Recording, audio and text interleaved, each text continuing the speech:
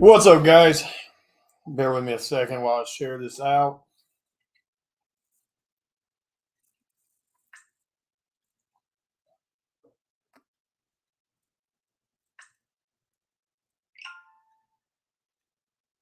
Hope you guys are doing well.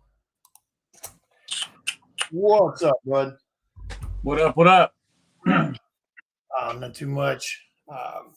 Let me share this out. Share it out to a couple places. We're live, but I'm just going to go ahead and share.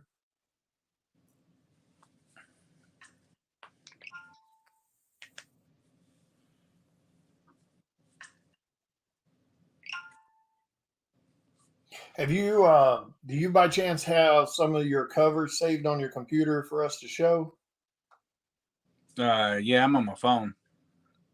Oh, you're recording on your phone. Okay. Oh, my itches. I got them right here. You just want me to text them to you? Send them to me in Messenger because I don't think I have them, and I'll add them to the thing. Yeah, I'm pretty sure I don't have them. Just send me a couple of your favorites. I just sent you all of them. Okay, that works. Also, let's get your link. 5 of them. You sent them to me in Messenger? Yeah. On Facebook? Yep. Huh, they're still not through. What the hell? I sent them from my iPad, so I don't know why. Maybe it takes a minute. I don't know. That's all right. I'm sure I can find.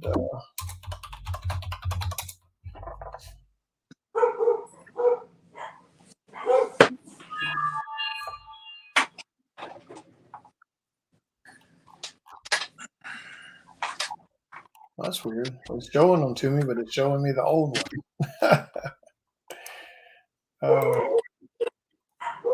Found one of them. That's all right. I got your link here. I'm gonna copy that.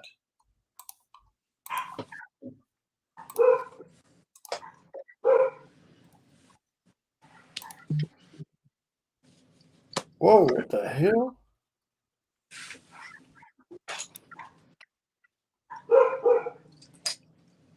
Okay, that was weird. I tried to copy and paste it, and it put like, oh my god, what the hell? Pulled up Pornhub or something. No. Well, I mean, I copied the link straight from your Kickstarter link, and it threw up in chat here like 4 different damn things. Huh. What the hell? I don't know, dog.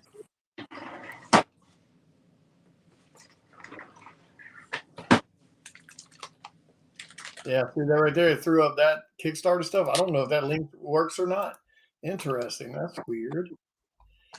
What's up, guys? We're going to be talking to Jason here today. Let's see if I can copy your link from your actual Kickstarter. Why is it not giving me a link? I was gonna say should be pull up the last post I did. Should be in the comments. Yeah, that's where I just copied. That from. Interesting. Yeah, that's weird. Yeah, I don't know if that link is working or not. So, wow, why can I not remove the damn comments? Interesting. Let's see.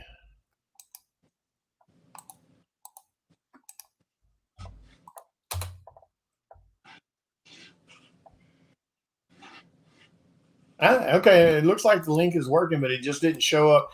I guess add your link to the chat there if you can for your Kickstarter and see if it'll read correctly on your end. Because copying and pasting from the link on my post is not doing it. That is strange. Let me see if I can do it from my phone. Um,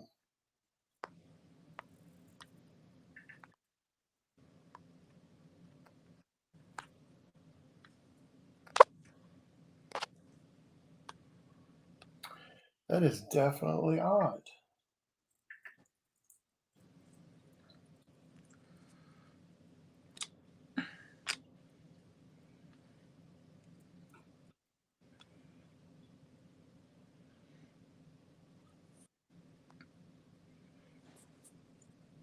Yeah, I just added it. It went to it. You added it to chat. Yeah. What you added it? Why is it? You put it in private chat. I put it in the chat. Yeah, we. That's okay. I just copied it and added it to the comments.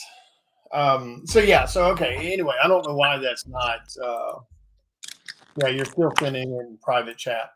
That's okay. Don't worry about it. I got it. It's linked in comments now. All right. So sorry about all the links there in the chat, guys. I guess whenever I share something, I guess it shares it for all three, like as if all three platforms are sharing it. That's weird. Interesting. Like even when I shared that last one right there, you see it shared it twice. Um, so give us the rundown so people can kind of understand what the Ripper gene without giving away, any secrets or anything like that. Give us the rundown on, what the Ripper gene is, when it takes place, what, kind of an overview. So the Ripper gene is about a forensic. Here's like one of the issues I have just hanging around. Oh, here we are. Ripper gene is about a forensic detective named Lucas Madden. It's set, I do believe, like the 80s, 90s, kind of around Gulfport, Mississippi, New Orleans, the area, kind of the coastal Mississippi. But he's a forensic FBI detective. He discovers a gene throughout the serial killers through time, who he notices a trend in all of them. So he was kind of world famous for this. And a modern day killer becomes obsessed with him, starts kidnapping friends, family, murdering people in the town, leaving little messages on their heads for him. So it's kind of it's a comic for fans of something like Silence of the Lambs, the show Forensic Files, kind of like that. More of a thriller mystery, if you will. Oh, okay. Too much because it's a lot of things that are revealed. The killer may have ties to his past. Can't say yes or no. Right. That might be telling you something, but it's a good story. It's written by a friend of mine who actually kind of was Michael Ransom is his pen name. His name's Ted, but he's the brother of one of my best friends, Andy Brzezinski, who played bass for me in my band for years. And Andy passed away a few years ago.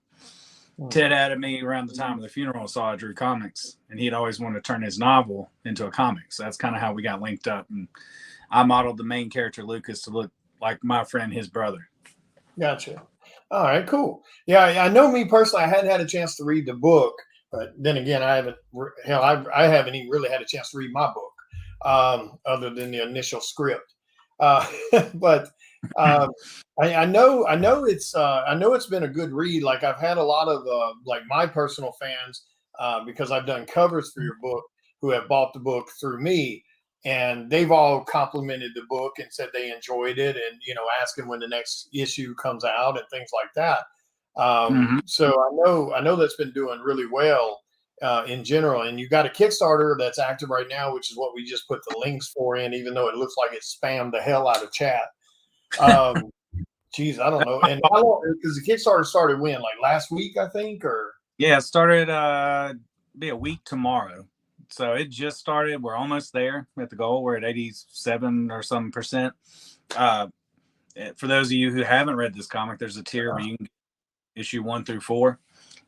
Can't get William's cover for the first issues he did, but you can through him. Yeah. I just got a restock of those actually.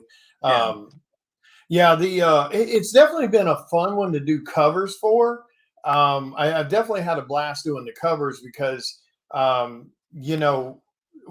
I've been doing the covers a little different than what everyone else has done. and I've been doing the whole like 50-50 split on the covers, kind of playing off of our obsession with serial killers, whether it's real life ones with documentaries and things like that, or whether it's movie versions. So yeah, the covers have definitely been a lot of fun to do, and like I said, the fans that have bought them from me so far, I think a lot of those guys have went back and ordered missing issues from you and stuff like that. So I definitely appreciate the people that have shown support like that. And you guys have one issue left. Yeah, after this issue 5 will be the final issue. We're turning it's basically taking the novel to. It was originally going to be 6 issues, but when he's been transcribing it to script form and comic, he's like, well, really, with issue 4, we're kind of going towards the close. He's like, I think issue 5 will be it. So we'll do issue 5, and then we'll have a trade that has all of them together with, a gallery of covers and all kinds of cool stuff in it to wrap it up. Yeah. But then you also have after this one, you've got some projects you're going to be doing yourself. Yeah, I've got a comic too. And is it going to be horror-based stuff again, or are you moving into some other genre? Or yeah, they're definitely going to be. There's one that I would say it's kind of more of a fun book that's going to be like Something Killing the Children meets The Wizard of Oz, which that would be more lighthearted and fun, still kind of gory, but I guess in some form horror is always kind of related to what I do. And then one is kind of one I guess would be more in the horror vein or apocalyptic, right? Mad Max kind of thing. Oh, okay, cool. That would be kind of cool. Like I wouldn't mind seeing some new book come out that's more like that kind of Mad Max style stuff. Like we get the zombie apocalypse stuff. We've seen that done several times, and or some kind of vampire apocalyptic world. I've seen that done. That'd be kind of cool. Like offhand, I'm sure there probably has been some, but offhand, I can't think of anything that reminds me of like the Mad Max kind of stuff. So that would definitely be kind of cool to see. It'd be Mad Max without the cars. It's definitely more of an end of the world kind of one guy on a whole bunch of mutants and stuff like that, mutated people. Oh, okay, cool. Yeah, that'll be interesting. See with like the Ripper gene. What time period is it? Current time period? I can't remember. Kind of more 80s, 90s. Yeah, more the 80s, 90s, and it kind of flashback to the 60s when he was a kid and stuff like that. They're kind of giving you a hint towards the killer may be related to a major event that happened in the first issue when he was a kid. Oh, okay. Yeah, that one will be interesting to see everybody get hyped about the last book. Everybody always gets excited about the first book and the last book of a series. Yeah. So, and the guy that's because you've been doing the interior art for your book, right? I did pencils, inks, and colors. I lettered the first issue and learned real quick someone else should do that. My Jackson Public Schools came into full effect on it. Misspelled prologue on the prologue issue. Yeah, the lettering is like people really don't. They don't. People in general, sadly, they don't realize how much work goes into creating these books. Yeah, that's why I had to get McLean on the lettering. So he's taking. Yeah, like the lettering is a whole different ball game. I don't want any part of it. So I do the same thing. I let McLean, I get him to do my lettering too, and he does the lettering, of course, for tons of people. But yeah, McLean's definitely a guru on that. That's for sure. But yeah, a lot of people don't realize how much work goes into these things, and even when you're and money, of course. Even if you're doing the majority of the book yourself, like in your case where you're getting to do the interiors, drawing and lettering and coloring them, there's still tons of money that goes into these creations of these books outside of even when you get to do some of that yourself. Yeah, I'd say that the covers on this issue alone, probably the most ambitious I've done of all of them. Like some pretty well-known folks, yourself, Deegan Pecors, who's done a lot of comics for Image and Skybound and different things. Right. Justin Stewart, who's colored and done work for Marvel, DC, all kinds of different people. And then Damon Pelican, who's done tons of work. I'm just trying to make sure I don't forget somebody, because there's a lot of them. Yeah. Hold on. Yeah, I think that's everybody. Yeah. So a lot of big, names that are well known, done a lot of good work, and y'all have all killed it on the covers. Yeah, the covers definitely are looking good. Like even though like I hear some people say sometimes, I got to make sure everybody that's on the cover is like, like this certain level of skill and stuff like that. And while I do understand that, I mean, I think it's a good thing that people kind of make room a little bit for amateur artists or up and coming artists, and give them a little platform to kind of shine on a little bit. But yeah, even when you're doing that, I mean, you're still having to pay people to do these covers, and and you're trying to pay a fair price to a degree. Now, don't get me wrong, there's a lot of up and comers and first timers and stuff that I don't know what it is. They just all of a sudden think they're $600 cover artists, and I'm like, no, you gotta stop comparing you to other proven professionals. Well, of course, but it adds up. It adds up real damn quick. Even if you're giving some shots to up and comers, amateurs that may not even be published, and then you're throwing in a few of those established, published artists, like it gets expensive real quick. Oh, for sure. Yeah, if I was getting somebody, I mean, I can imagine like you're paying a colorist and different things like that. Yeah, those things are real fast. Yeah, and I mean that's my own, that's just my choice, because I mean I could set and I could draw this thing out and do it myself, but I knew if I did that the book wouldn't come out nowhere near as fast as what I've been able to do it. I mean, we might be getting one book a damn year if I was drawing the interiors. With the amount of other work that I got going on. Yeah, I wish. What? The same thing here. Like, I mean, I wish mine could come out quicker, but it's, it's there's a lot going on besides this. So it's like it. Yep. Yeah, and that's something else. Like people got to keep that in mind too. That we're not just solely working on these projects. We have Comic-Con appearances, we have in-store signing events, we have commissions to finish for fans. We have covers to finish for other retailers, other indie projects, and then trying to squeeze a little bit of our own personal time in here or there. And that's if nothing goes wrong, like you don't get sick, or you don't have some kind of tragedy happen, or you don't have, your car break down and you got to deal with that for a day or two trying to get it fixed. So, So I mean, it's hard. Like I knew if I tried to, because if I'd done it, I would have wanted to control the entire thing. So I would have been trying to draw the interior. I'd have been inking the interior, and I was still probably paid someone to color it, but still, sitting and drawing, if you were sitting and drawing 22 pages and 24 pages, whichever one for a book, and that was the only thing you had to do on your plate, and you had all the time in the world to, finish commissions and you were, being paid to come, show up at every con you go to and stuff like that. It would free up a little stress. It would free up a little more time that you could kind of work on these projects yourself.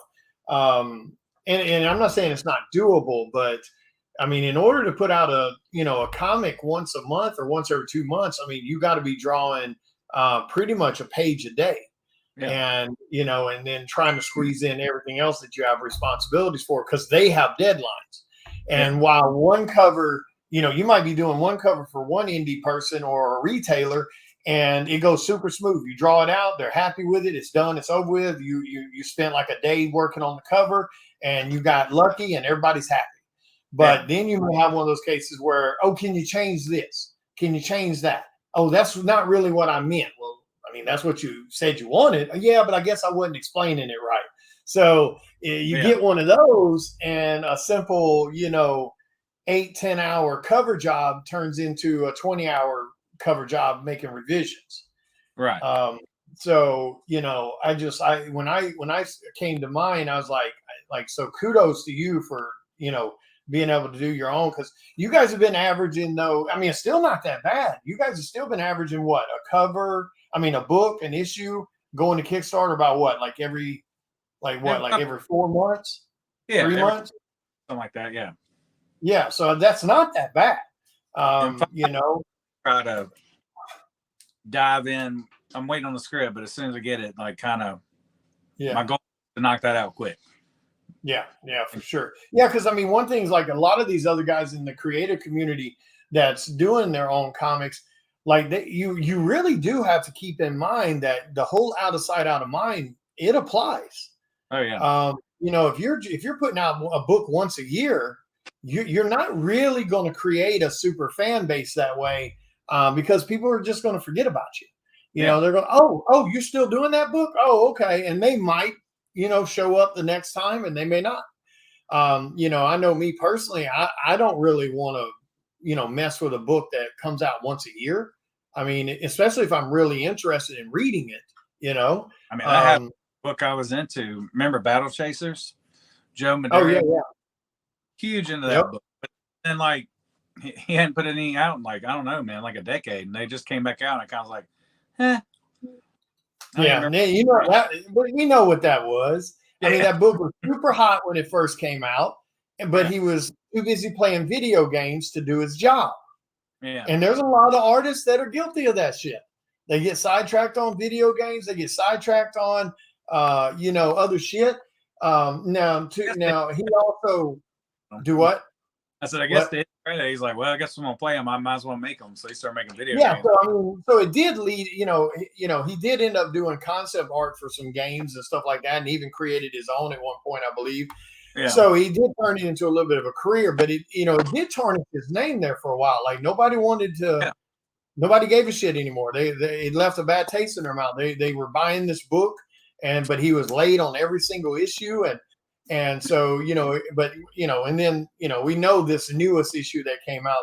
I mean, all that was a money grab, because he knew people would buy it. And don't get me wrong, I don't blame him for doing it, because people are going to buy it. So, for sure. But it's one of those things, like, I don't think that's a good way to create a business model. I don't. The same thing with artists, ghosting fans or not delivering commissions in a relatively respectful time frame.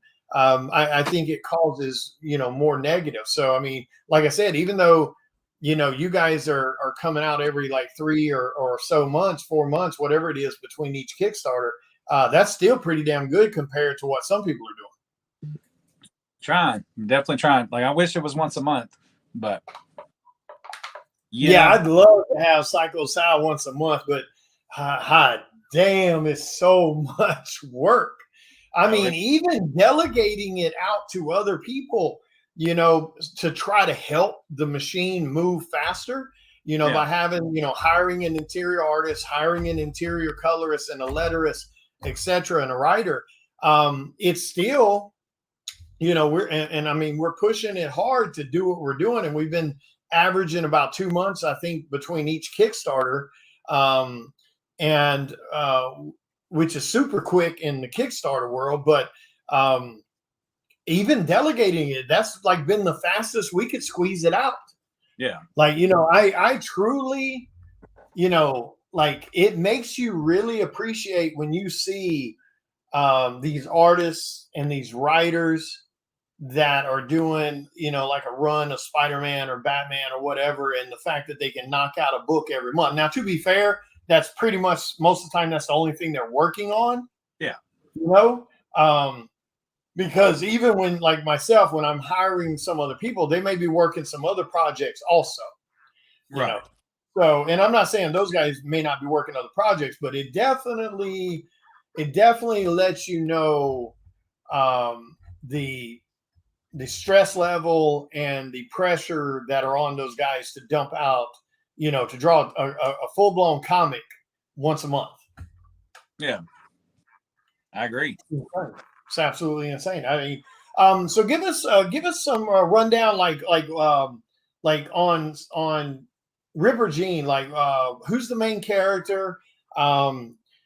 What are some of the other cast member names, like and give us kind of an overview of the story, like the story, it's like what's happening. I understand the overview of the concept that you're dealing with this doctor or scientist or whatever that thinks he's found this gene that connects all serial killers. Does it play into, like, even though that's the kind of the overview, but does it depict, like, is it a scenario of, we discovered this gene, it seems to be in every DNA for every single serial killer that's been around. Does it mean that if you're someone who has that gene, are the likeliness of you becoming a serial killer, highly probable, or like what's the concept there?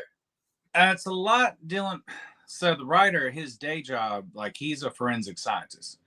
Like, which is funny because talking to him when we first started doing this, he would get on a tangent with some of this stuff, and I'm like, "Hey, bro, like I'm into nerd. Like you're talking too above my head, and I know the people reading this bring it down." But a lot of that, so yeah, the main guy, he's a forensic FBI detective. So he discovers this gene. He releases just doing like speaking engagements through the previous issues, and telling people about it. And there's a modern killer who kind of around the same time he starts doing that, they start finding bodies. And then, not trying to give too much away, but in some of the previous, then all of a sudden someone close to him goes missing. So it's him. He's got kind of a rookie, a female character that's with him. And it's pretty much the two of them are working this case. Oh, crap. I just realized something. Yeah. I forgot to make this. I forgot to make this damn thing. I was wondering why nobody's chimed in. There we go. There's the comments. I forgot to make it public. No. I was wondering why nobody was talking, like, in chat. What's up, Keith? What's up, everybody? I think 30 minutes. So. Yeah, we've been talking for 30 minutes. Like, for some reason, when I share it, it's public everywhere but my Facebook page. I have to physically go to Facebook on the post, hit the little 3 dots, and make it public. Well, I have no idea why, because in the settings, it's not that way. Well, then this question, it kind of works for everybody coming right now. So, Ripper Gene is about an FBI forensic detective named Lucas Madden. He discovers a gene throughout serial killers through time. He's going, making speeches about it and, doing, I don't know what you call it, like speaking engagements about it. But around the time he starts doing this, bodies are being found around the area where he's in, which is kind of Mississippi Gulf Coast, which is only a little bit far from New Orleans. So between that little area, issue 1 starts when he's a kid. A traumatic thing happens to him, which kind of leads him down this path of what his career is. And so this modern day killer might be tied to that. We'll find out in issue 4 and 5. It starts leading towards what that is. But in all the issues, friends and family start going missing. He's got to figure this out. So it becomes kind of almost like a race of time with him. He's got a female agent that's a rookie with him, that they're kind of going here and there, discovering bodies. They're left and right. Bodies are showing up. Killer's leaving messages, kind of cryptic. You don't know what he's talking about. Like it spells a cat can't attack. And he's like, issue 4, we kind of find out what that message is trying to tell him, which is really cool. How, without telling you guys how it is and ruin the story, but it's kind of cool what that is. And so this Kickstarter we're doing is issue 4. If you didn't catch the others, there's a tier where you can go 1 through 4 and get caught up in one fatal swoop right before the final issue, which will be issue 5. This was a novel written by my friend Michael Ransom. Is the brother of my best friend Andy Brzezinski, who passed away a couple years ago. We met kind of through the funeral, and he'd had this novel. He'd always want to turn it into a comic. He, became my Facebook friend, with the funeral happened, and saw I drew comics. And this kind of, in one way, it's a tribute to him as well, because I modeled the main character to look like my friend and his brother. So, but we're wrapping up next issue. Issue 5 will be the final issue. This comic is definitely for people, if you're fans of, Silence of the Lambs, Forensic Files, stuff like that. You like a good thriller kind of deal. That's what it is. All right, awesome. Definitely. Yeah, appreciate it, Keith. Yeah, I forgot to turn the damn comment thing on. It's so stupid that I have to do that. It's weird. Uh, my personal page is the only page that's like that. My personal page, I think, as far as I know, it's public. At least that's what it was. So yeah, so I do what? I was just gonna say, kind of recapping what was not live. We got a lot. Oh no, we were live. We were live. Everybody heard what you said. It's just we couldn't see their comments because I had to make it public so people could comment. Oh, yeah. Okay. Yeah, they can see you, they can hear you. Everything we've talked about, they'll be able to hear and see every bit of that. It's just we couldn't see their comments until I made that public. That was weird. They can still watch video, they just couldn't talk. But so yeah, so that's definitely going to be a cool thing. And did you guys, with your Kickstarter, did you do any type of specialty covers or anything like that, or yeah, we've got the regular, the variant covers with the artists who did it. One of our tiers for stretch goals will be black and white versions of the covers. Oh, okay. Cool.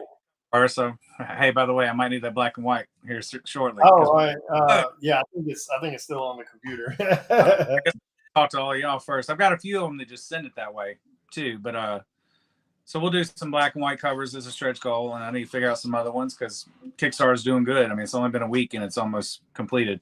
It's not as good as some folks will be doing it in 24 hours, but one day we'll get there. Yeah, I think I've definitely been lucky. My fans have definitely been super supportive. I'm so grateful that, because I think what has been the best, like I think what was it, like $3,000 in the first day or something like that, or something, I think is what I had as one of them. Yeah.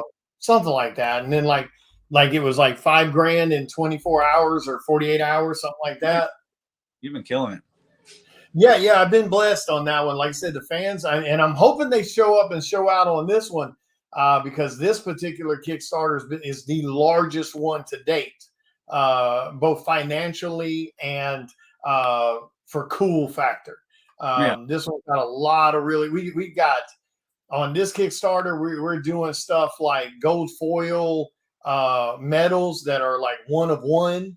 We're doing some stuff like night vision style covers that are like this green tint, like night vision.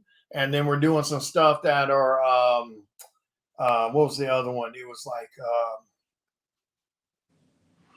crap, what was the other one? It was some other kind of glow in the dark covers.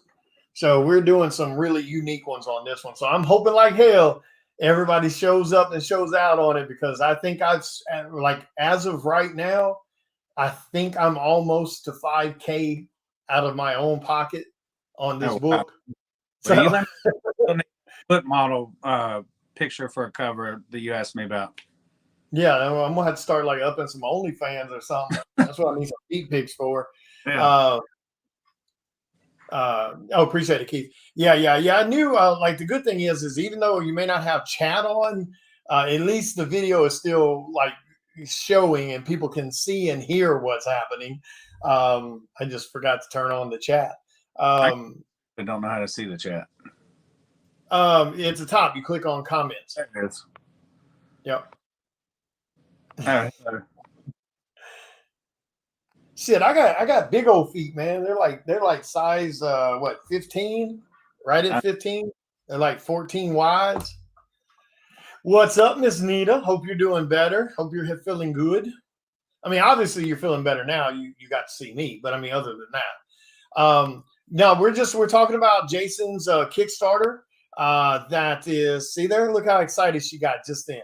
Like, just holy crap, what reaction. It's just, it can be a burden sometimes. Just, 14 wides. I either have to have 14 wide shoes or 15s. That's the only type of shoes I can wear, 14 wide or 15s. Yeah, I got big feet. I got big ass hands too, though. I mean, look at my hands, bigger than my head. And it's right here by my head. But and I got a big ass head. That's true. Yeah, dude, like half the stuff such a pain in the ass to find. But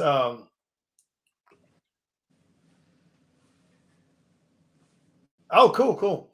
Well, good. Like I said, like so far, people have been buying the book, of course, from my table because I would have copies of my cover. So, they've been buying the book just based off of my covers at my table. But then I tell them the concept of the story, and and they either contact Jason to grab the other books that are missing, or they go to his table if we're at the same con and they grab some of those books. And then I'll get messages later from those people saying, "Oh, hey, I just got those books from Jason. I've got all the issues now. I'm caught up. I read it last night. I really enjoyed it." So far, people have definitely been enjoying it from what I've heard. Oh yeah. You mean when I'm holding the itty bitty pencils in my big hands? But yeah, it's definitely been an interesting, like I said, job to do the covers for. I've had an absolute blast, and I wish I don't have a ton of stuff on this laptop, so that's my cover that I did for the current Ripper Gene, which a lot of people have really liked this cover so far. We did so. Like I was mentioning earlier, the concept I've been doing, has been the 50/50s, and the next cover. So I'll be doing the final cover for Jason and them's book also. And it'll be another 50/50 with a real life serial killer versus a movie serial killer. That was delayed. I saw it. What? Yeah. This was the cover I just did for them. It's of course, Freddy Krueger and Ramirez, the Night Stalker. So the next cover will be who did I say I was going to do? Because I know I was talking about doing Jigsaw and H.H. Holmes because they both deal with traps. You did Leatherface and Leatherface and Jeffrey Dahmer. You haven't done Michael Myers. Do what? You haven't done Michael Myers. Yeah, see, that's the one. Originally, remember y'all's book, y'all thought it was going to be 6 issues. Right. So yeah, that's true. I haven't done Mike Myers, man. I really, now that I think about that, maybe I need to change it to Michael Myers, because then you got the 4 horsemen of horror, so to speak, the 4 horsemen of slashers. Yeah. You got Freddy and Ramirez, you got Jason and John Wayne Gacy, then you have Leatherface and Jeffrey Dahmer. Yeah. So who would be who? I know I remember mentioning Michael Myers to you about doing a cover with him, but now I can't remember for the life of me who I said the other. And then maybe Son of BTK Killer, because they kind of tie into the story a little bit. So that's true. Yeah, that's true. And then you also have, what was that guy's name with the mustache? Huge ass, that guy, like 6'5", like 280 pounds or something. He had a little mustache. He was a killer in the 70s. That's BTK. That was BTK? Yeah. Was it? Yeah, I think so. Yeah, it was. Yeah, I think you're right. Yeah. Maybe you're right. Maybe I'll do him, because he kind of has that build like what I think Michael should have, I drew him in this comic, so if it ain't, do what? I said, I hope that's him, because I drew him in this comic, so I messed it up. Yeah, I'm pretty sure you're right about that. Yeah, H.H. Holmes was a creepy dude, that's for sure. The one that's so funny to me, like, again, people's obsession with serial killers, man. I think that's one of the reasons Psycho Sal has done as well as he's done. It's another serial killer. We definitely, I don't know what it is, but we definitely have, a strange obsession with serial killers. Yeah. I've read tons of books on them. I've watched tons of documentaries, and I know plenty of other people who have done it too. Jesus Christ, you got people that still write some of these folks in prison and shit like that. And then, of course, the way women used to go stupid over, oh my goodness, what was that guy's name?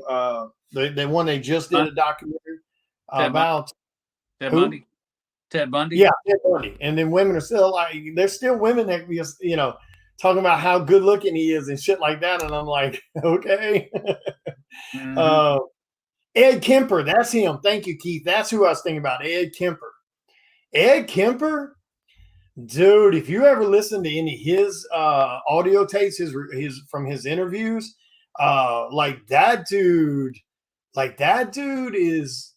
like really damn smart. Ed Kemper, in my personal opinion, I think he's one of the most terrifying damn serial killers there were. Yeah.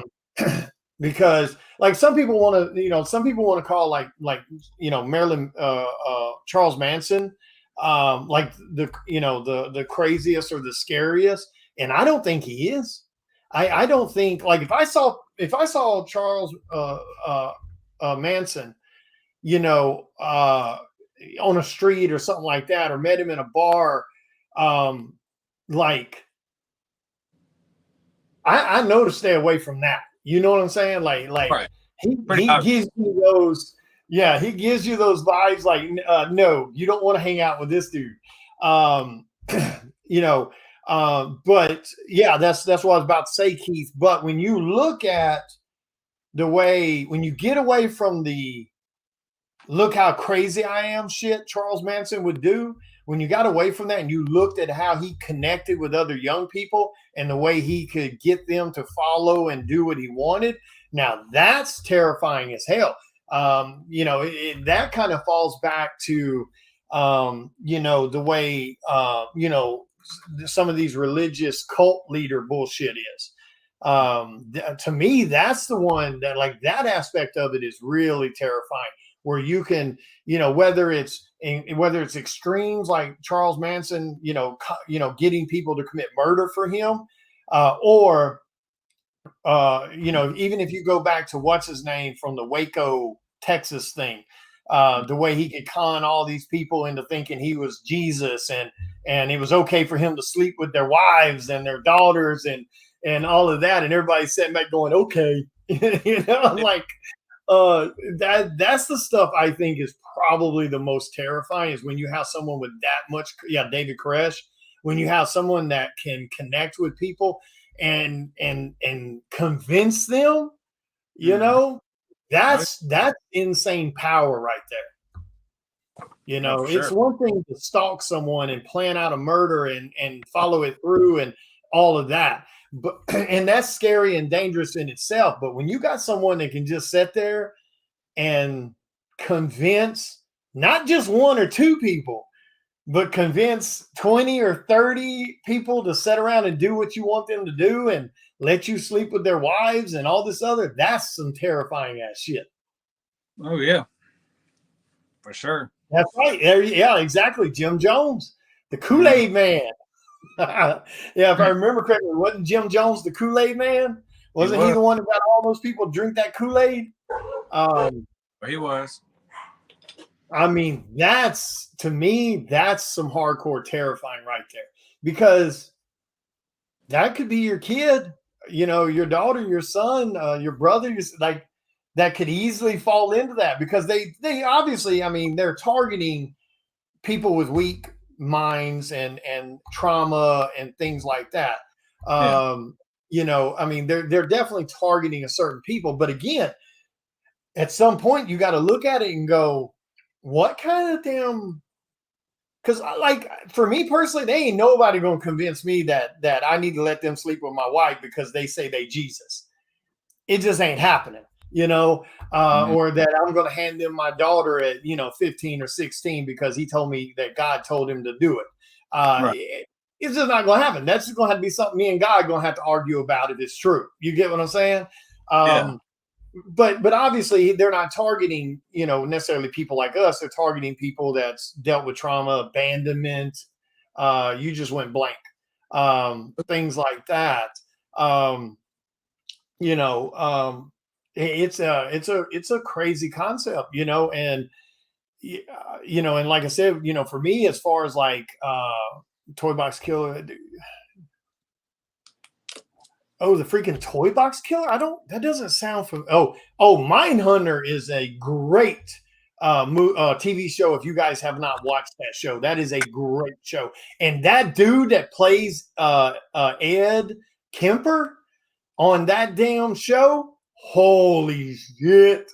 I mean, dude, he is on the money. What the hell are you tearing up over there? Yeah, definitely check out that show if you guys have. I'm going to have to look up. Toy Box Killer doesn't sound familiar.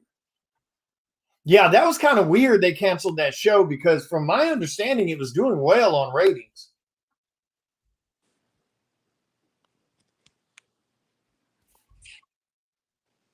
Are you done fidgeting yet? Oh no, I just got getting blown up right now about lessons. But yeah, I'm gonna have to go look up the Toy Box Killer. That doesn't ring a bell. I'm gonna have to see what that was. But yeah, there's definitely been some crazy stuff. Like, it's, again, it's one thing to deal with someone who, has made a decision to stalk and take someone's life.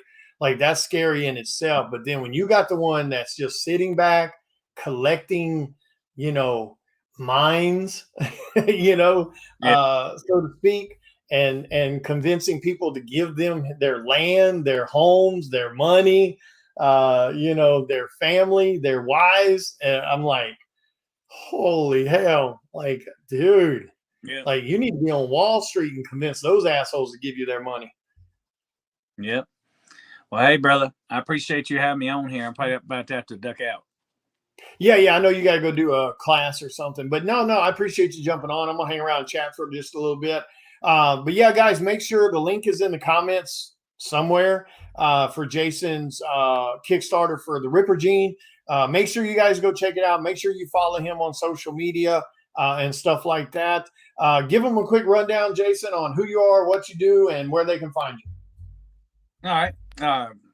Comic book artist. I draw the Ripper Gene comic as well as covers for different folks. And Ripper Gene comic is what we're doing the Kickstarter for. It's got Williams cover amongst Damon Pelican, Justin 3000, Deegan Pucors.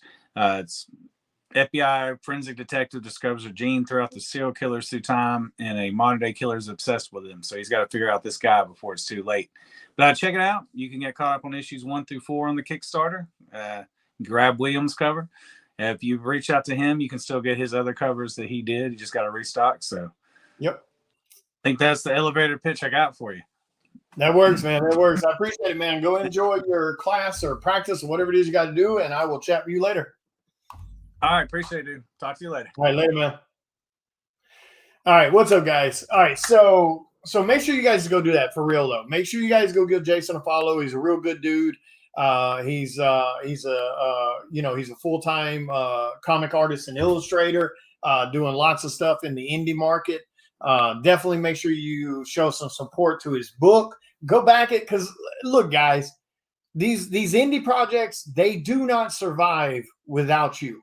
And I'm going to tell you something. If you, as a collector, a reader, a fan of comic art and things like that, and I'm going to be a bit blunt with you.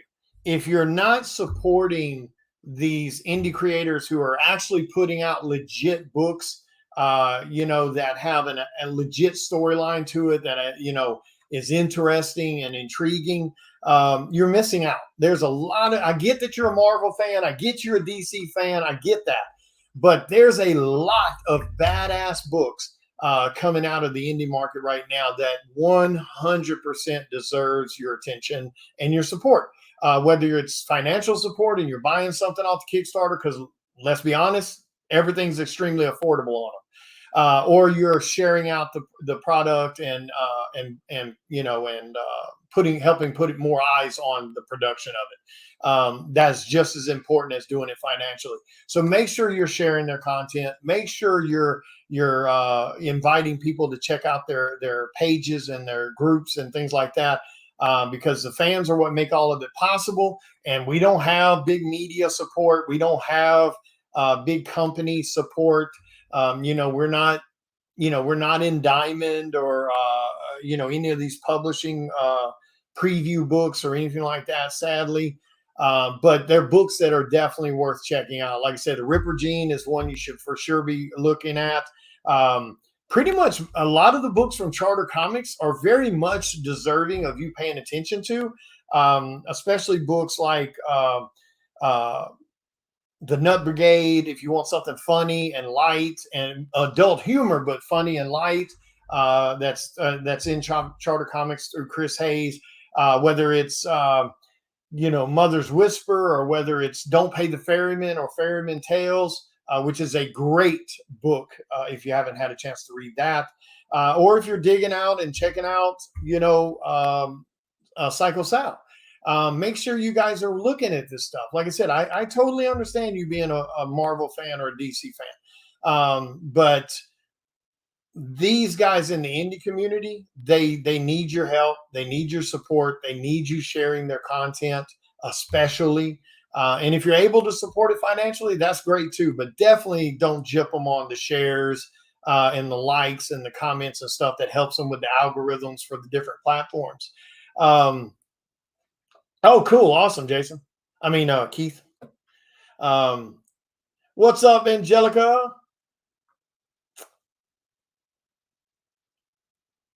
Yeah. Okay. So good question. Good question, Angelica. So let me give you guys a quick rundown on how Kickstarter works. So Kickstarter starts at a certain point when we activate the Kickstarter, and then it'll run for a certain amount of days, however many days we have it set for. Most of the time, people have it set for 30 days. So, and the Kickstarter has a goal. If it doesn't reach that funding goal, then the book doesn't get created and no money is collected from the people. But knock on wood, Psycho Sal has funded every single time, and you guys have shown up and showed tremendous love, so we didn't have that issue. But so we're not going to talk about that per se. So what happens is like tomorrow, if everything goes good, we'll be activating Psycho Sal number 5 tomorrow at noon. Now that's if everything goes good and we don't have no hiccups or anything like that. The book is pretty much 98% done. There's just a little bit of lettering that McLean is finishing up. So you don't have to wait for our book to be created at the end of the Kickstarter. I already upfront every nickel and dime to create my book. And with this issue, it's almost $5,000, $5,000 on this book that is already paid for, already done. So the minute the Kickstarter ends, we send the book to print. And as long as there's no issues with printing or anything like that, we usually have a really quick turnaround time. So the minute we turn the Kickstarter on, you will go to the Kickstarter, you pick what tier you want. And then when it takes you to the next page, it'll ask you, are there any add-ons you want? At that point, you can either say no and just get the tier that you wanted, or there'll be a list of add-ons you can add on, specialty covers, other types of other people's covers and things like that may not have been in the tier that you wanted. So you can add all that. And you enter your payment information, everything. Now, the Kickstarter does not collect payment right then. They will not collect payment until the Kickstarter ends. So don't sit and wait to back the Kickstarter because you thought they were going to take the money right at that second. Because a lot of this stuff, especially on my Kickstarter, it's limited stuff. So once it's sold out, there are no more of that. Slaughter packs are limited. The cosplay pack is limited. The all covers pack is limited. The sketch option is limited. The medals are limited. The specialty Ryan Kincaid covers are limited. So don't bullshit with that, because once they're gone, they're gone. And we don't print any of that outside the Kickstarter. And we don't print extras, for the sake of selling them. You know what I mean? Whatever's meant for the Kickstarter, that's all that gets printed. So you'll figure out what tier you want, you back it. Then if you want any add-ons, you add them. Then you enter your payment information and all that. And then when it runs the time frame we have it set for. And then at the end of that time frame, when that 30 days is up, because we run ours for 30 days, when the day it ends, like the next day, they collect payment. So you got plenty of time to save for the rest of the month to make sure you got your money to pay for your thing. Just make sure you do, because there won't be no way for you to go, oh, hey, Will, something came up. I couldn't back it. Can I get so-and-so covers now? And there's nothing I can do for you. Because like Ryan Kincaid's cover won't be available outside the Kickstarter. Anna's cover, not outside the Kickstarter. Every single one of those guest artist covers are Kickstarter only. So yeah, so if you have any questions during the process, feel free to ask. That's no problem at all. But yeah, just make sure you don't, like, sadly, last Kickstarter, was it the last Kickstarter? No, I think the one before, the one that had, whichever one had Miko's cover. That was a featured artist cover. And there was a couple people that was like, oh, well, I didn't grab those covers, and they sold out. And then there was a couple people that were like, or it was like one person was like, they contacted me after the Kickstarter was over, and they were like, hey, can I get the Miko cover? I couldn't get it at the time. And I'm man, there's nothing I can do. So yeah, so make sure you guys hit that Kickstarter as soon as it goes live, because those specialty books, because we've got some, hey, what's up, V? We've got some really cool stuff on this Kickstarter. Like I said, this is the biggest Kickstarter I've done for Psycho Sal since the first book. I've spent a ton of money on this Kickstarter, up in the game a little bit. We've got night vision covers on this one. We've got gold foil medals, I believe, is what it's called. We also have glow in the dark covers.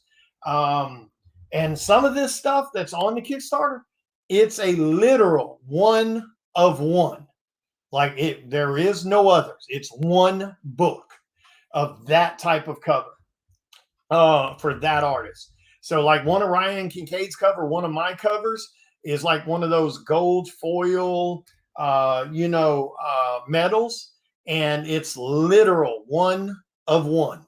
And it comes signed by myself and Ryan for our covers. It will have a COA with it. It will be numbered one of one.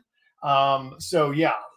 And then there's like, I think like the foil, I think there's some gold foils on here too, that are or foil glow in the darks or something. I can't remember. You'll see it on the thing. But anyway, there's only like 3 of them.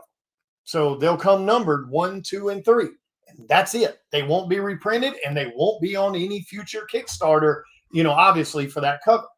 So, just when the minute that damn Kickstarter goes live, if you want some of those super rare ass books, just jump in there as fast as you can, because the crazy thing about it is, even though some of this stuff is not cheap with some of these specialties, they're still cheaper than what the other Kickstarters are doing.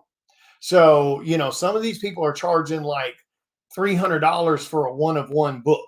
And I'm not talking about any big name superstar Kickstarters from super well-known titles. I'm talking about just on average, people are charging, $100 for foils. They're charging $200, $150, $200 for a single medal. I think we have medal bundles on there for like $200. So we're keeping them the same price as what, Do You Poos or Hardly Thins and stuff medals would be. So, and which is still cheaper than what everyone else is doing for their medals. Like there's one on there that's like an all medals bundle, where you get 6 books that are limited print runs for like Ryan's 2 covers, my 2 covers, Ivy's 2 covers, and I think Anna's 2 covers. And it's like a $500 discount. I mean, excuse me, $100 discount when you buy all of the covers. So I mean, it's great pricing. Just be quick, because they will go stupid. I'm telling you right now, especially the cosplay tier, that will be gone. Last Kickstarter was the first time we ever did the Psycho Sal cosplay tier, and they, I think, I only had 2, and they were gone in minutes. I think I only have 3 or 4 on this one, because the mask is extremely damn hard to find for some weird reason. Now, don't get me wrong, the mask, when you find it, it's just a skin color mask with the staples in the mouth. That's it. I have to take those masks and I have to doctor them up to where they're weathered, they're covered in blood, they have all these different tones to them to where it looks like a real face. So I still have to doctor them, but they're every Halloween. It's a item that you find in Spirit Halloween, and they are hard as hell to find. I mean, I found 4 between Hattiesburg, Mississippi, and Memphis, Tennessee, and that's like 5 hours apart. So I mean, but you know, like example though, like in that tier, that cosplay tier. So 2 things happens with the cosplay tier. So the item itself, the box, comes with Psycho Sal's mask. It comes with one of his rain ponchos, which is his costume. It comes with one of his weapons. It comes with one of his voodoo cards that he leaves at the murder scenes. And it comes with, you know, some of the police crime scene tape. It comes with one of the murder police reports. And then it comes with all the cover A's that are on the book, on the Kickstarter. So it'll have like, what is it, like 8 books in there, 8 covers. It'll have every single cover, the cover A, the trade dress regular cover. It'll have every single cover in there minus Ryan Kincaid's, because he's the featured artist. That doesn't go in the all cover bundle. So it has that in it. Then it has all the stretch goal goodies. But the other thing that is really cool that comes with the Psycho Sal cosplay tier is, if you ever see me at a Comic-Con and you, or in-store signing event at a store, and you are wearing that Psycho Sal cosplay, you get a free sketch card, which is a $50 value at any time you come to me, and no matter how many times you come to me for the rest of your life. So nobody does that. So I mean, that's how special, you know, for me this book is, and that's how special that tier is for life. Every time you see me at a show, if you come dressed as Psycho Sal, you get a $50 sketch card of a character of your choosing for life. So, and I mean, that doesn't matter to me. If you saw me at this Comic-Con this weekend and next weekend I'm at a different Comic-Con and you show up at that one, if you're wearing that damn Psycho Sal costume, you get a sketch. So nobody does that. I am the literal only person that has done that. So I put my money where my mouth is. So, but yeah, so be ready for that. Like I said, if everything goes good, we're going to be activating it at noon tomorrow. But again, it'll just kind of depend on if everything is all done for the Kickstarter. You know, huge kudos to McLean for trying to get this done so quick, because he was in New York, you know, a weekend ago. And then this past weekend, he was having some computer issues. His laptop kept shutting down on him. And he's still trying to get it all done for you guys. So a huge thank you and kudos for McLean for working so diligently to try to get this deadline met. But yeah, like I said, if you have any questions about the Kickstarter, ask. That is no problem whatsoever. Just be ready, because there's a lot of cool stuff on there. The Slaughter Pack is back. The Slaughter Pack is a great tier that a lot of people love. That thing only has like 10 or 15 of them available. You know, like I said, the cosplay tier only has like 3 or 4. The all covers pack is limited. The all metals pack is limited. The medals are limited. The night vision foils are limited. The gold, you know, gold medals are limited. So it's you know, and like I said, it's meant to be a more high end Kickstarter. And even at that, we still kept the prices extremely affordable for everyone, you know, for the most part. Now there are going to be some items on there that are not cheap, but it's because of what they are. But even in the grand scheme of things, they're still cheaper than what everyone else is doing for those same types of items. So, you know, the 1 of 1s or the 1 of 3s, those kind of scenarios, you know. But anyway, guys, I'm going to get off here. Sometime this evening, I got to touch base with Lori. We're going to be going live sometime this evening. Lori is the writer that is writing these 3 issues of Psycho Sal for me, issues 4, 5, and 6. And we're going to be talking about this journey of Tony, the young female in this particular section of the book, with issues 4, 5, and 6. What's up, Dale? We're going to be talking about that. We're going to be talking about the tragedy and the hardships and the trauma that she's going to be going through. Without giving away any spoilers, of course. But we're going to talk about this unique style of writing that's, as far as we know, hasn't been done. And that's the changing of the perspectives every so many issues. And the unique involvement that by doing that, it pulls you guys in as fans, as readers. The exposure that it does with you guys to this firsthand, almost type of accounting of what's happening. So we're going to be talking about that. Like I said, I'm not sure what time tonight. I've got to double check with her to find out what's a good time. Oh, wait a minute. I just got to tag. Oh, it's tomorrow. Never mind. Not tonight, tomorrow. So we'll be doing it 7 p.m. tomorrow.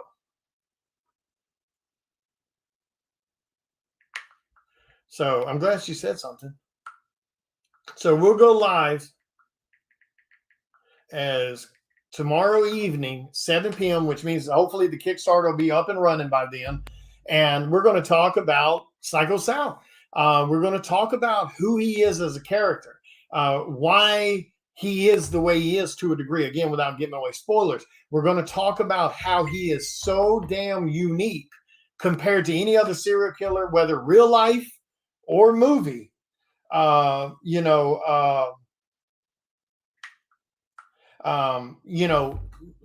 he is, that has completely kind of flipped the genre on its head. I mean, again, to pat ourselves on the back a little bit, the way we've handled Psycho Sal, the way we've written Psycho Sal, the way we approach the story and the angles of the perspectives, the way we approach the characters. Like there's really no levity in the book. There's no somebody cracking jokes and things like that. Because I personally, I feel too many horror movies now. It's okay to have a little spot here or there, but I think too many horror movies now try to go for the one-liners, or books try to go for the one-liners, or they try to go for the funny guy that can't ever shut up.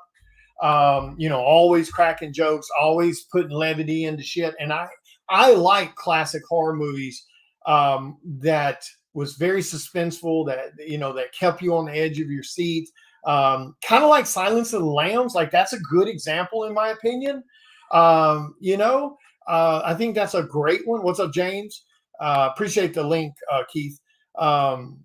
That's the link for the Ripper Gene that's happening right now. So that's a good example. So I like horror movies that are more to that serious note, with just maybe a touch here or there of a little, levity. Conjuring, in my opinion, is another good one that tells a story like that, where it has a couple sprinkles of levity, but yet the most of it's very serious. And that's the way we approach Psycho Sal, and then again, the other thing we're kind of doing is going back to classic horror movie, classic scary movie storytelling, and that you're not going to like the bad guy. He's the bad guy for a reason. I think that's another thing that happens too frequent now. And I think it could be because of some of it's because of the levity, and it pulls you out of the terror of it, the suspense of it. And, because people side with Freddy because of his one-liners and his comebacks and stuff like that. And then you got people siding with Jason because he's just happens to be killing people. We can't stand no damn way, other than the final girl. Yeah, you're rooting for the final girl, but like everybody else, let's be honest, out of all the Friday the 13th movies, you didn't really give a shit about none of those people he was ganking. I mean, you were kind of laughing and right there with him almost, because we know those stereotypes. We knew the jock in high school that was a douchebag. We knew the cheerleader, rich girl that thought everybody was beneath her. Like, you know what I'm saying? So we knew some of those types of people, and that was something that I tried very, very hard. And luckily, Chris agreed with me, and he worked it the way I wanted it to happen with the first 3 books. And now Lori's on board for 4, 5, and 6, and she's been very gracious to be mindful of that too. I don't want a lot of jokes in the book. I don't want stereotypes in the book, even though stereotypes are a real thing. I don't want it in this. Not in the sense where it may make you not like that person or necessarily, aren't necessarily like shocked or anything like that if something did happen. And that's one of the reasons, like with Tony, she's extremely likable. She's working her way through college and she's working 2 jobs, and she works at a hospital with kids that are dealing with terminal illness and stuff like that. And so you can't help but like her. And I think that creates a unique thing with the story. I think that goes farther than you just rooting for the final girl. You know what I'm saying? And especially in the sense where you are exposed to the real terror, the abduction, you're exposed to the stalking, you're exposed to the mind games, you're exposed to the uncomfortable personal moments and things like that. And most horror movies don't really show too much of that. You kind of just, ooh, killer jumps out, person's dead, it's over. You know what I'm saying? Like, oh shit, he walked around the curb and out of the corner of a room, and Jason, hacks his forehead with an axe. So it's all real sudden, and that is, and that's traditional slasher movie stuff, of course. But like I said, we wanted to kind of break that up a little bit. We wanted this to be more of a mixture of suspense and thriller, with a bit of horror and tragedy.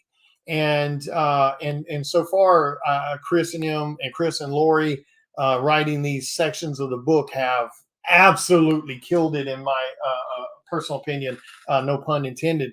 Absolutely. And like issue number 5 that is going to Kickstarter tomorrow. This whole story with Tony, like, dude, you're not going to be comfortable.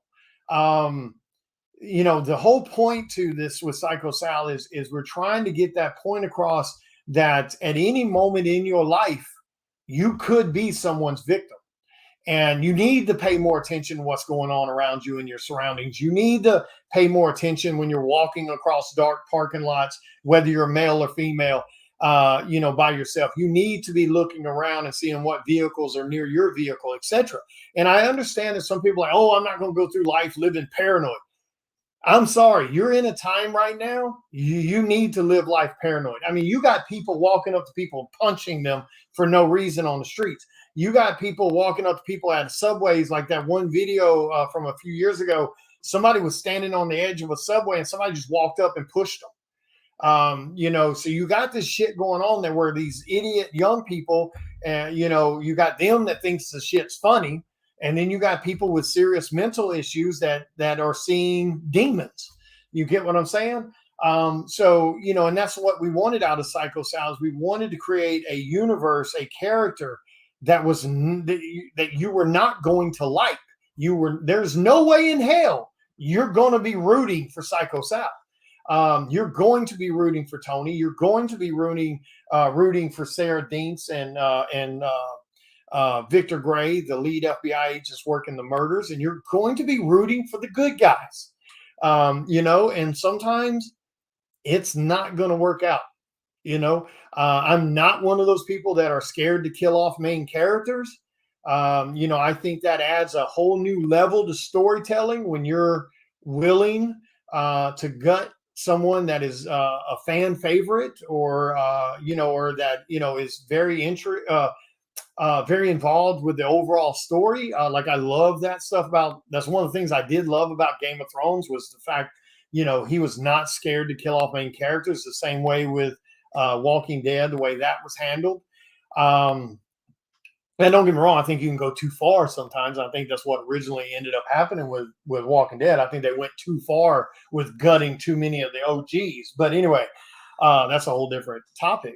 But yeah, make sure you guys show up, man. Make sure you guys show up. Like I said, to date, this is the largest Kickstarter. I think there's like 10 or 11 covers on this Kickstarter. Some big names on it: Ryan Kincaid, Anna Zul, Ken Hunt, Sean Forney, You know, we brought Amy back for another cover. We got Ruth Lucas on here for a cover. Hopefully I haven't forgotten anybody. If I did, I apologize. This particular Kickstarter has 2 firsts. It has its first ever cosplay cover with Ivy Cosplay. Her and her husband absolutely killed, you know, the cover. And I'll show you Ryan Kincaid's Virgin cover. That's what Ryan Kincaid's cover looks like. The only person to draw Psycho Sal besides me that I love the way he drew Psycho Sal. But it's Ryan Kincaid. What do you expect? Dude's a badass. Very talented artist. Very cool dude. If you're not following Ryan Kincaid, damn sure make sure you are. He's an incredible guy. Him and his wife Shannon are absolute sweethearts. And then, of course, you know, like I said, Ivy Cosplay has a cover on here. And let me see if I have it in here, and I'll show you. I'll show you guys quickly what the covers look like. Where's it at? Where's it at? Like I said, because this Kickstarter has 2 firsts with the first ever cosplay cover. And then, is that all the covers? Okay, I think I got everybody there. So like I said, first ever cosplay cover. And you guys know I'm not big on cosplay because I think people go too much TNA on cosplay covers. And to me, they turn it into a joke. And that was the conversation I had with Ivy and them when I met them. It was like, hey, this is what I'm looking for. This is what I'm not looking for. And Ivy killed this cover of Sarah Dinks, one of the lead FBI agents working the murders with Victor Gray, her partner. I love the background. I love everything about this cover, the way she handled her. She looks like a legit badass. And then, of course, she did a risque cover, but it's not a TNA cover. It's just kind of like one of those things like this is believable to me. She could have been sitting in her apartment, getting ready for bed, and heard something at her door or heard something at her window. And she immediately grabbed, you know, the nearest thing to her, which could have been her coat on her bedpost or the couch, and, you know, threw the coat on and pulled her weapon. Like, see, it has to make sense to me. Like the nudity, like I don't have a problem with nudity. I don't have a problem with porn. You like what you like, knock yourself out. It just, if I'm doing covers or if it's a cover that's part of this project, it has to make a little bit of storytelling sense to me. And I think she did great. I think Ivy and Neil did an incredible job with the covers. So that's one of the firsts that's happening on this Kickstarter was a cosplay cover. And I'll be bringing Ivy back for another cover in the future, like I said, because they handled my character with such respect and brought their A game, and they made it hard. Like, she didn't just send me these 2 damn photos. Like, she sent me like 15 or 20 damn photos to pick from. Like, they did a full-blown photo shoot of all types of different poses and things like that. And they made it hard as hell to pick a cover. But I think she absolutely killed it. She was very respectful to the character. She kept that elegance of beauty and sexiness, but with badassery, in my opinion. And then, of course, the other first on this one is going to be for my cover, which is an homage to the Batgirl 41, I think was the issue, where it was Joker and Batgirl, and he was doing this particular pose, except I think he may have had a gun in his hand, I think. But this will be the first ever nude cover also. Now, it's not fully nude because we're not showing, you know, privates. But again, this cover is not meant to be a sexualized cover. This cover is meant to be, this is bad. This is real bad. This is how cruel this person is. That's the point of it. It's not glorifying anything. It's not trying to create, oh, look, a sexy cover. That's not what it's doing.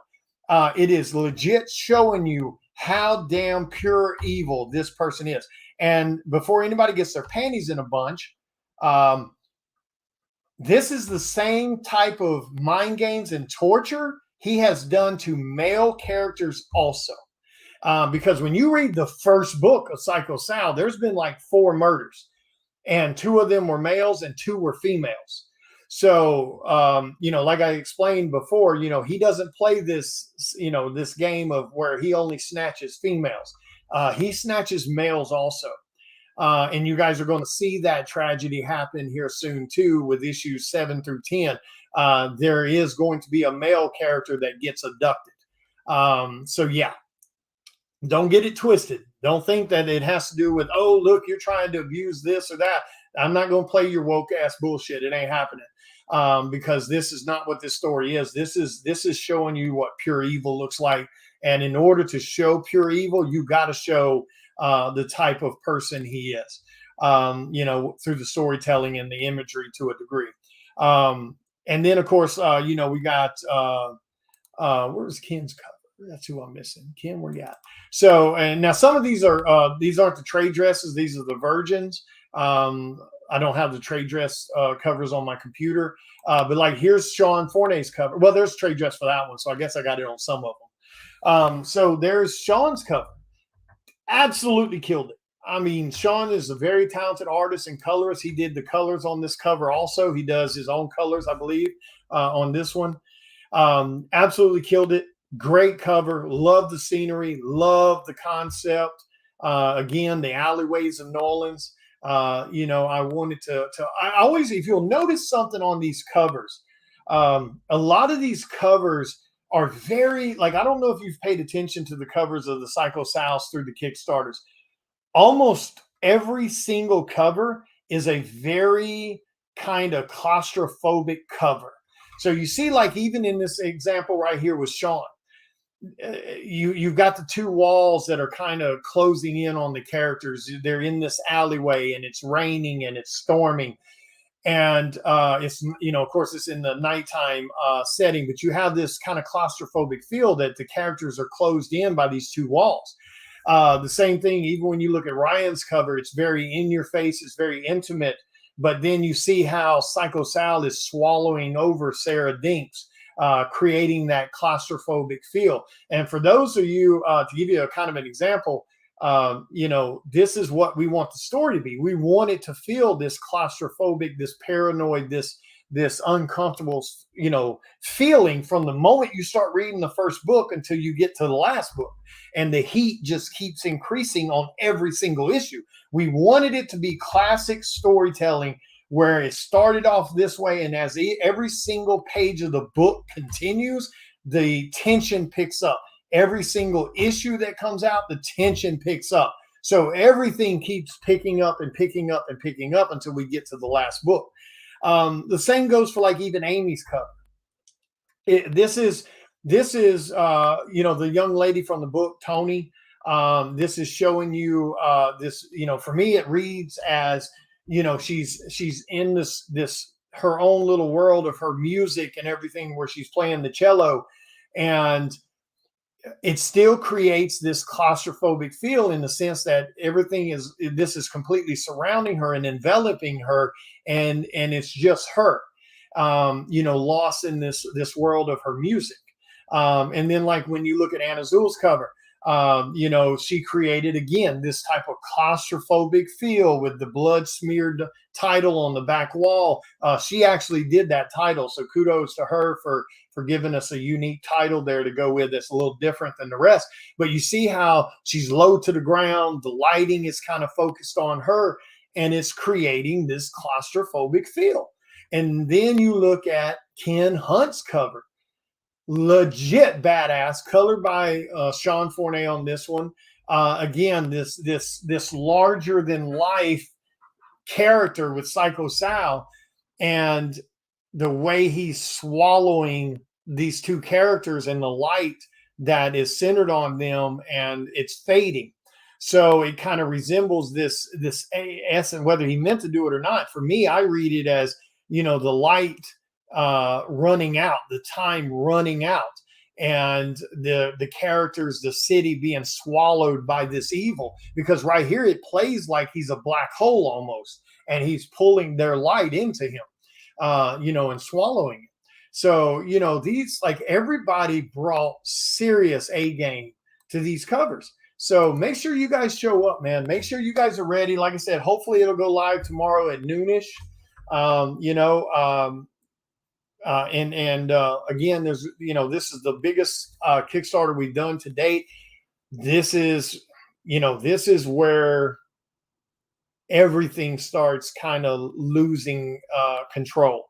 This is where Tony gets abducted. This is where all the tension and the mind games and everything start with Psycho Sal, the toying with her and things like that before he takes her. So you guys are going to have one hell of an emotional roller coaster. Lori is killing the writing on this. She's taking my notes and she is running with them like like a linebacker would. She is absolutely like a train on it, man. She is just running full steam, and I'm so damn grateful that she is excited about it. Because that's what makes for great writing is when you're or cover artist, when people are excited about what you got and what you got going on, that's what matters. I mean, I haven't had a single person yet buy and read Psycho Sal and then tell me that the story wasn't good or that the book wasn't good or whatever the case. Everybody's loved the artwork. Everybody's loved the writing. Everybody's loved the lettering. Everybody's loved the tone. So knock on wood, thank you all for those kind words. And like I said, if there's something you're not liking, I promise you it's okay to say, hey, I didn't like this or I didn't like that, because contrary to a lot of people, we actually do want feedback on ours. And so far, whether they're being nice to me or not, so far, I think everybody's being genuine, because you can see the excitement in their face. I don't know how many times I've been at a Comic-Con and on Saturday they buy issue number 1. I'm like, you sure you don't want the other 2 issues? I got issues 1, 2, and 3 with me right now. No, I'll just get 1 for right now. And I was like, and I'll tell them straight up, okay, I'll see you tomorrow when you come back to buy 2 and 3. And that's happened at every single con that I've been to, where someone's just bought issue number 1. The very damn next day, they are either back at the con buying issue number 2 and 3, or if they couldn't be there that Sunday, they're sending me a message that night saying, hey, I just read number 1. Holy shit, I loved it. Can you please ship me number 2 and 3? That has happened at every single con. I'm so damn proud of that. Number 4, that Kickstarter is at print. We're just waiting for them to finish. It's a waiting game now. It went to print about a week ago, maybe just a tad over a week ago. So now we're just waiting our turn in the queue. Now on the new Kickstarter tomorrow, if you missed issue number 4 or issue number 3 or issue number 2 or issue number 1, there will be a add-on pack, I believe, where you can grab like issue number 5 on the Kickstarter as a tier. My cover, Ryan's cover, whomever's cover you want. But then when you go to add-ons, I think there should be an add-on section that says, I can't remember what it's called, but you can add on issues 1 through 4, to be shipped with your issue number 5. So yeah, you will have that option. You can add back issues that you may have missed. I don't know if they're individual. Like I didn't think to ask Chris that. I mean, not Chris, McLean that. I don't know if it's just a straight up bundle, 1 through 4. I can't remember. I would imagine it's probably a bundle, and there could be the individual add-ons also. I can't remember offhand. I mean, now obviously the bundle will always be your cheaper price instead of buying, the covers individually. But yeah, you will have that option on the Kickstarter tomorrow, to where you can, add on the issues you may have missed. So yeah. But anyway, yeah. So be ready for that. Like I said, tomorrow evening, 7 p.m. Central, we'll be going live here on my platforms to talk with Lori, the writer who's writing issues 4, 5, and 6 for me. And we're going to be talking about all things Psycho Sal. We're going to be talking about the approach. We're going to be talking about the uniqueness of the characters. We're going to be talking about the uniqueness of the storytelling and the concept of the different perspective changes. And we're going to talk about what's coming, because hell has descended on New Orleans, and it's not a fun day. I mean, this one killer has shut down New Orleans to where nothing is happening. Nobody's on the streets after dark, especially, unless they absolutely just have to be. Like, he has straight up turned that city into an absolute state of fear. You know, he's all over the news. He's on every broadcast. He's on every damn radio.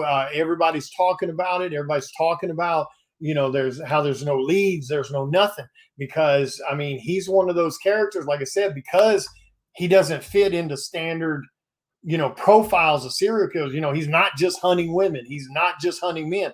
He's not just hunting blonde people or brunette people. He's not just hunting black people or white people or Latino or any other race. He hunts everyone. So because of that, it's making him, you know, and he doesn't make mistakes, you know, really. So, you know, it's making him extremely difficult for the police and the FBI to get any headway on the murders. I mean, he pretty much has everyone, you know, at his disposal whenever he wants to do whatever he wants to do, you know. So it's going to be unique seeing everyone deal with that. So, but anyway, I'm going to get off here, guys. I got to get back to work. Appreciate you guys hanging out with me while we promoted Jason's Kickstarter a little bit there at the beginning. Like I said, tomorrow night, 7 p.m. Central, we'll be chatting with Lori Calcaterra about her involvement with Psycho Sound and what she's started the journey so far. So make sure you guys tune in for that. Make sure you show up and show some love. And then, like I said, we're aiming for noonish tomorrow for the Kickstarter to go live. Be ready. I need you guys to show up and show major love on this one. And like I said, be early, because there's a lot of stuff on there that are, you know, super low print runs. One of ones, one of threes, you know, only 5 of something, only, you know, 10 of something, that kind of scenarios. So anyway, you guys have a wonderful day. Thank you again for your continued support on my projects and everyone else's projects that you're able to do. We definitely appreciate that. Don't forget to hit the like button, the share button, promote, help us out. We need every one of you guys doing that for us. And I will see you guys tomorrow night, 7 p.m. Central. Have a good one, guys.